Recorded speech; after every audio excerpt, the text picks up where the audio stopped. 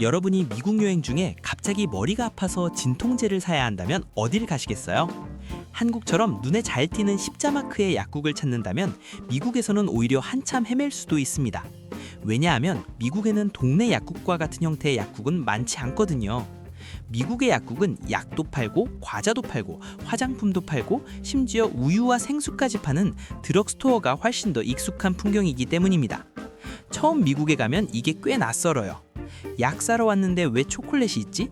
이게 약국이야 편의점이야? 진통제 사러 왔다가 샴푸랑 립밤까지 같이 사게 되네? 이런 경험 미국에서는 정말 흔합니다. 그런데 더 재미있는 건 이런 형태의 약국이 최근에 생긴 새로운 모습이 아니라는 것입니다. 미국의 약국은 원래부터가 이상하게 잡다한 가게였다는 점이에요. 지금이야 약, 생활용품, 음료, 화장품, 간식을 다 같이 파는 곳처럼 보이지만 옛날 미국 드럭스토어는 오히려 사람들의 동네 사교 공간에 가까웠습니다. 왜냐하면 예전 드럭스토어 안에는 소다 파운틴, 그러니까 탄산수와 시럽을 섞어 음료를 만들어 파는 카운터가 있었거든요. 약국에 가서 약도 사고 시원한 음료도 마시고 옆집 순이도 만나고 잠깐 쉬어가는 일종의 생활 공간이었습니다.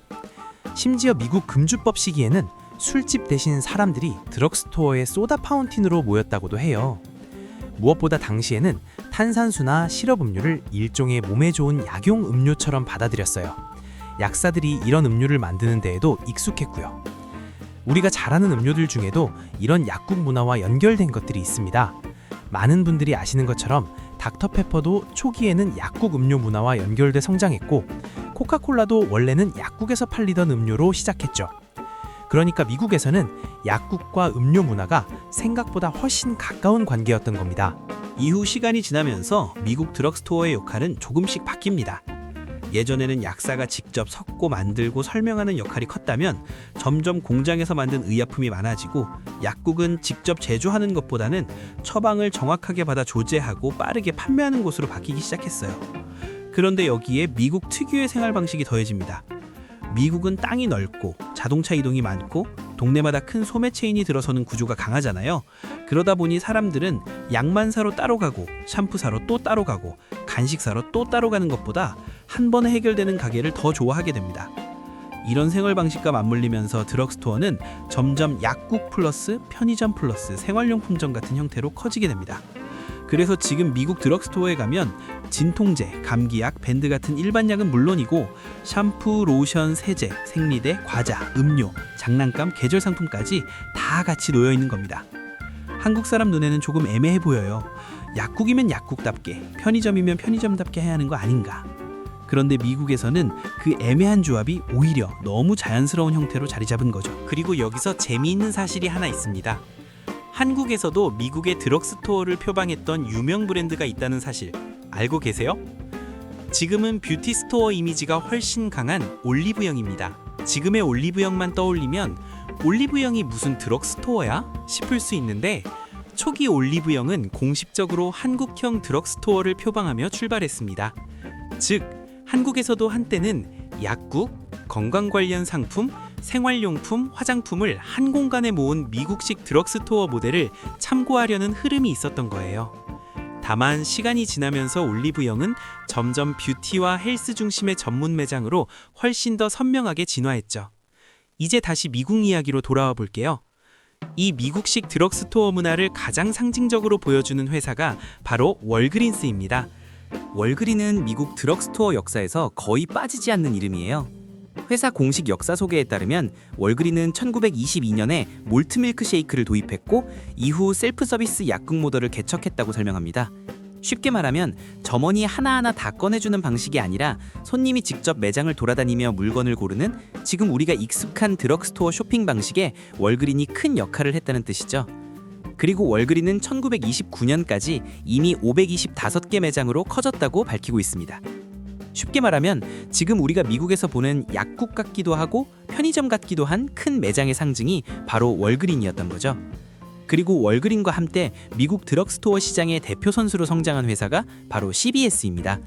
예전에는 여기에 라이트에이드까지 더해서 미국 3대 드럭스토어 체인처럼 불리곤 했어요. 그런데 여기서부터 이야기가 조금 씁쓸해집니다. 미국 드럭스토어는 한때 정말 강력한 모델이었어요. 동네마다 있고 늦게까지 열고 약도 사고 생필품도 같이 살 수 있으니 굉장히 편했죠. 그런데 지금은 그 강점이 예전만큼 힘을 발휘하지 못하고 있어요. 이유는 여러 가지예요. 우선 처방약 자체로 갚는 돈이 예전보다 줄어들었습니다. 그리고 생활용품이나 일반 상품은 아마존, 월마트, 타겟 같은 더 강한 경쟁자들이 너무 많아졌어요. 사람들은 예전처럼 드럭스토어에서 이것저것 충동 구매를 많이 하지 않고 더 싼 곳을 찾거나 온라인으로 사버리기도 합니다.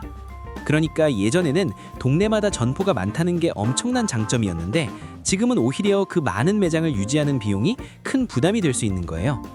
이 흐름에서 가장 크게 흔들린 회사가 바로 월그린이에요.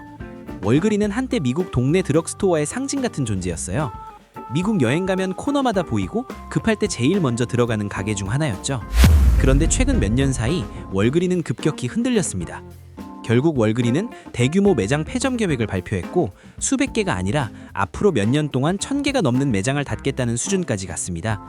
이 정도면 조금 힘든가 보다가 아니라 회사 모델 자체가 큰 전환점에 서 있다는 뜻이죠.